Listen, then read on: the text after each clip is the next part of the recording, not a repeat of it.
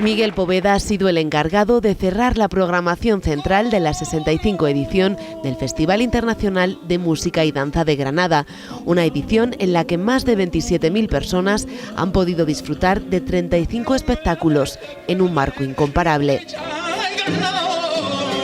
Entiendo que ha sido una edición en la que hemos tenido un alto nivel artístico, conciertos realmente extraordinarios, espectáculos de danza de una gran belleza y con una asistencia de público realmente extraordinaria. Acompañado de sus músicos habituales y con la dirección musical del gran Joan Albert Amargós, el cantaor catalán ha puesto el broche final al festival con un recital en honor a Federico García Lorca y Enrique Morente.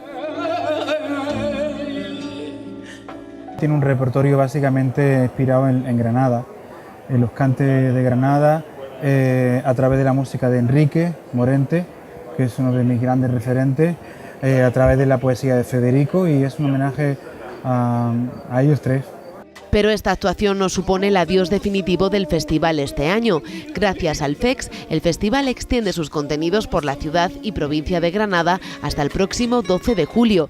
Lo hace, entre otras actividades, con jóvenes solistas, agrupaciones, acciones de calle con músicos y bailarines ambulantes o exposiciones.